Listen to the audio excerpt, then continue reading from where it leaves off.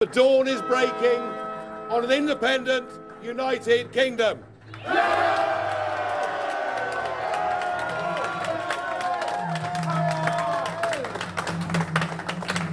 A victory for decent people.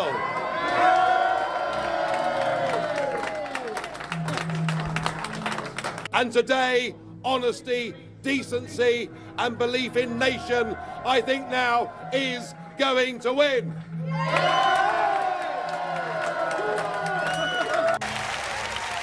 At the end of this campaign, I think you'll agree there is a very clear choice between those on their side who speak of nothing but fear of the consequences of leaving the EU, and we on our side who offer hope.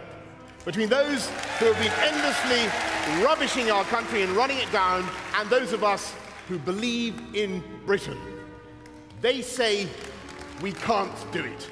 We say we can. They say we have no choice but to bow down to Brussels. We say they are woefully underestimating this country and what it can do. If we vote leave, we can take back control of our borders, of huge sums of money, £10 billion a year net, of our tax-raising powers, of our trade policy, and of our whole law-making system, the democracy that is the foundation of our prosperity. And if we stand up for democracy, we will be speaking up for hundreds of millions of people around Europe who agree with us, but who currently have no voice. And if we vote leave and take back control, I believe that this Thursday can be our country's Independence Day.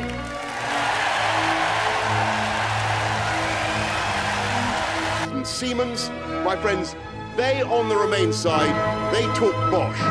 We on this side of the argument, we talk up Britain. We believe in our country. We believe in our country. That is the fundamental point. That's the fundamental difference in us and them. That's the fundamental. Listen, there's a whole campaign. They endlessly say that we can't do it, that we daren't do it, that we mustn't do it. And we say that we can, don't we? They say that our, and they say this very, very complacently, they say that our democracy does not matter. And that it's better to trade it away in exchange of this non-existent economic gain. And we say our democracy is absolutely crucial. Above all, we can find our voice in the world again. A voice that is commensurate with the fifth biggest economy on earth. Powerful, liberal, humane, an extraordinary force for good in the world. And the most precious thing this country has given our continent is the idea of parliamentary democracy. Good morning, everybody. The sun has risen on an independent, united kingdom. And just look at it, even the weather's improved. It's not what's happened in Britain, but what will happen in the rest of Europe. I mean, in the rest of the EU, Eurosceptic parties never talked about leaving the EU, now they are. An opinion poll in the Netherlands said that a majority there now want to leave. So we may well be close, perhaps, to Nexit. And similarly in Denmark, a majority there are in favour of leaving, so we could be quite close to Dexit. And I'm told the same may apply to Sweden and perhaps Austria and perhaps even Italy too. The EU's failing, the EU's dying. I hope we've knocked the first brick out of the wall. I hope this is the first step towards a Europe of sovereign nation states, trading together, neighbours together, friends together, but without flags, anthems or useless old unelected presidents. I may represent the smallest group in this Parliament, Mr Schulz, but I can tell you that it's a group whose ideas and whose views are now being echoed by a growing number of citizens right across this continent. I'm sure you'd agree, the opinion polls show it's kind of 50-50 whether people think this EU is a good thing or a bad thing. What we represent, sir, is not anti-Europeanism. That is not what it's about. We believe in nation-state democracy. We want a Europe of trade. We want a Europe of cooperation. We want a Europe that is responsible. We don't want a Europe that seeks to be a global superpower. We don't want a Europe run by Mr Barroso and the Commission, and the so-called community method. And I will do my very best to provide political opposition to your presidency over the course of the next 2.5 years, and I hope you give us a fair hearing. Thank you. 1 year, and in that time the whole edifice is beginning to crumble. There's chaos. The money's running out. I should thank you. You should perhaps be the pin-up boy of the Eurosceptic movement. But just look around this chamber this morning. Just look at these faces. Look at the fear. Look at the anger. Poor old Barroso here looks like he's seen a ghost.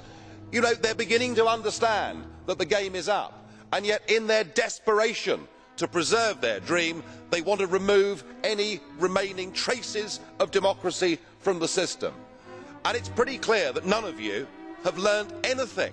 You know, when you yourself, Mr Van Rompuy, say that the euro has brought us stability, I suppose I could applaud you for having a sense of humour, but isn't this really just the bunker mentality?